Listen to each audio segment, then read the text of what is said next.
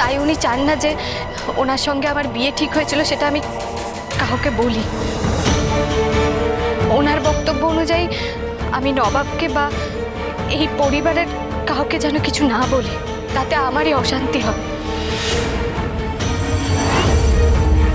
কিন্তু কিন্তু মা, আপনি তো আপনার ছোট ছেলেকে জানেন, নবাব একটুতেই রেগে যান। এইসব শুনে উনি কিভাবে কি রিয়াক্ট করবেন না করবেন সেসব ভেবেই আমার হাত পা গুটিয়ে যাচ্ছিল। আর আর আমি কোনো জটিলতা চাইনি আমাদের জীবনে আসুক, তাই আমি চাকরিটা ইস্তফা দিয়ে চলে এসেছি। মা, আপনি বলুন, আমি ঠিক করিনি? দেখো মা, এত বছর সংসার জীবনে থেকে এটুকু বুঝেছি, সংসারের সব খুঁটিনাটি পুরুষ মানুষদের জানাতে হয় না।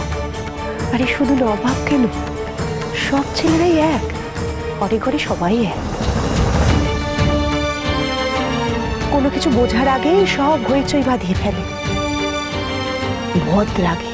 আর তাই হয়তো ওদের হাতে সংসারে চাবি দেওয়া হয় না। 10 জনের মন বুঝে চলার ক্ষমতা শুধুমাত্র মেয়েদেরই থাকে, ওদের থাকে না। আমরা মেয়েরা যে দাঁড়িপাল্লা নিয়ে জন্মাই, সংসারে কোথায় কতটুকুনি মুখ খুলতে হবে এই বুঝ শুধু মেয়েদেরই আছে। তাই তোমার সংসার, তোমার চাকরি তোমাকেই সামলাতে হবে মা। আর এই তো তুমি বললে উনি তোমার সঙ্গে কোনো খারাপ ব্যবহার করেননি, তাহলে তো তোমার চাকরি না করার কোনো কারণই নেই মা। কিন্তু একটা কথা না বললে আমি তোমাকে থাকতে পারবো না।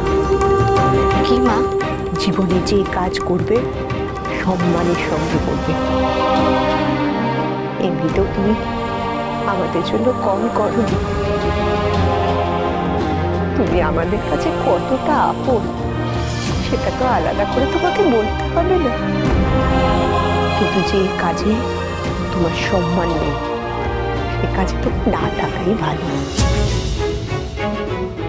আজ কালের ফেরে তুমি চাকরিটা নিয়েছো যাতে বসু ঠাকুর পরিবারের মাথার উপরে ছাদটা থাকে। বসু ঠাকুর পরিবারের আসল সম্মান কে জানো? আমাদের বৌমেরা, আমাদের বাড়ির মেয়েরা। তাই যে কাজে তোমার সম্মান নেই সে কাজে না থাকাই ভালো। তাতে করে যদি আমরা পথেও বসে যাই, মাথার উপর ছাদটা নাও থাকে, তাহলে কোনো আপত্তি নেই, কোনো আপত্তি নেই। বিশ্বাস করুন মা, আমি আপনাদের সম্মানে এতটুকু আজ আসতে দেব না। আমি জানি ছোট বৌমা, সেই বিশ্বাস আমার তোমার উপর আছে। নবাবের যে কি হবে কে জানে, একেই বিপদ, তার উপরে পুলিশটা ধরে নিয়ে গেল আমার ছেলেটাকে। না না মা, আপনি আমাকে ভরসা দিলেন বলে নবাবকে লকআপ থেকে ছাড়াতে আমাকে যা যা করতে হয় আমি করব। আগে চাকরিটা ফিরিয়ে নিই, তারপরে অবৈরক্ষিতের কাছ থেকে বাড়িটা ফিরিয়ে নেব, তারপরে নবাবকে ছাড়ানোর ব্যবস্থা করব। হ্যাঁ মা, তুমি যা ঠিক মনে করো করো মা, তাই করো।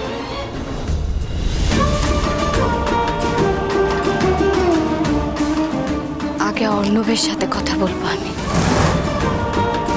আমার পরিবারকে রাস্তায় এসে দাঁড়ানো থেকে বাঁচাতে, আমার স্বামীকে বিনা দোষে পুলিশের কাছ থেকে কষ্ট পাওয়া থেকে বাঁচাতে আমি চাকরিটা ফেরত নেব। ঠাকুর, তুমি শুধু সহায় থেকো, আমি যেন লড়াইটা লড়তে পারি। দাদা, অর্ণব স্যার আছেন?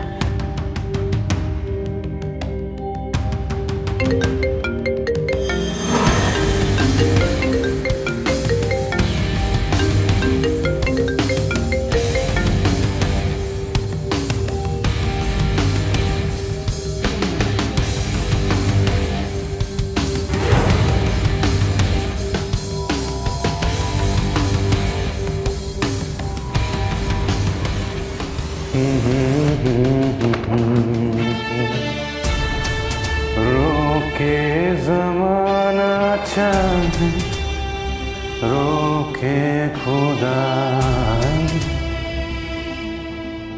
आना पड़ेगा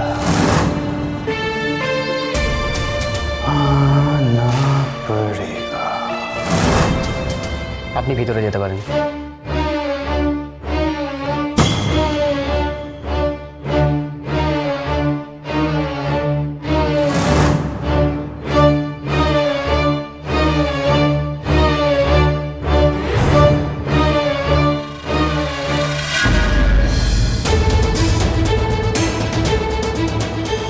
আমি আমার অতীতকে নিজেই দূরে রাখতে চাই, তাই আমি একটা সিদ্ধান্ত নিয়েছি।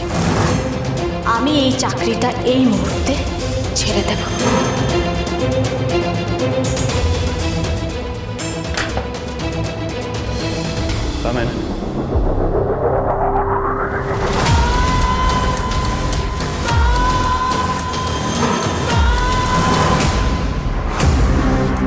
তুমি এখানে এখন?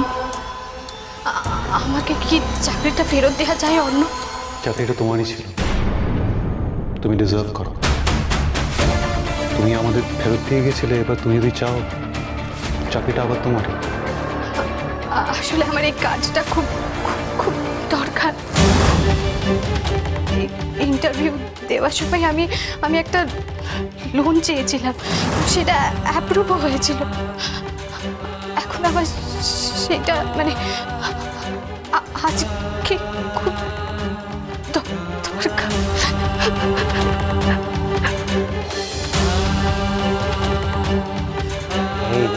নন্দিনী, নন্দিনী তুমি প্লিজ কেঁদো না।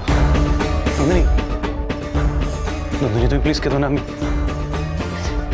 আমি সেদিন বিয়ের রাত থেকে তোমার চোখের জল কামের শীত দাঁড়িয়ে যাচ্ছে। শুধু তুমি নয়, যখনই কোনো মেয়ের চোখে আমি জল দেখি আমার অপরাধ বোধটা অনেক বেশি বেড়ে যায়। তুমি প্লিজ কেঁদো না, প্লিজ। নন্দিনী, নন্দিনী, আমি তোমার ব্যাংক লোন স্যাংশন করে দিয়েছিলাম, বিশ্বাস করো। কিন্তু কিন্তু টাকাটা তো আমার আজই দরকার ছিল। ব্যাংক অ্যাকাউন্টে টাকাটা তো পড়ে যাওয়ার কথা। ও না না না না, ব্যাংক ফর্মালিটি কিছু বাকি ছিল, কয়েকদিন লাগবে ব্যাস।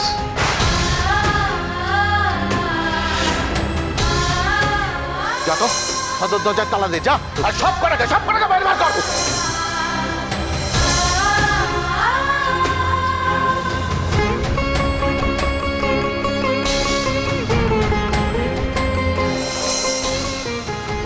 ইফ ইউ ডোন্ট মাইন্ড, তোমার ক্যাশ হলে কি ভালো হয়?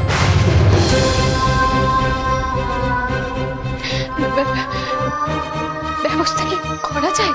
ডোন্ট ওয়ারি, আমি পার্সোনালি ব্যবস্থা করে দিচ্ছি।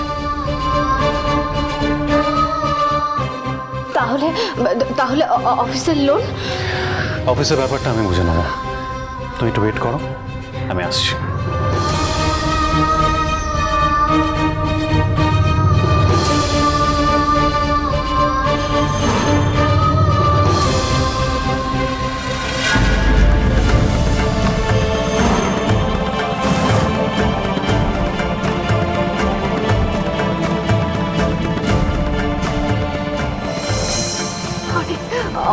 অনেক ধন্যবাদ আপনাকে, অনেক ধন্যবাদ। আপনি আজকে একটা গোটা পরিবারকে ভেসে যাওয়ার হাত থেকে বাঁচালেন। Thank you, thank you.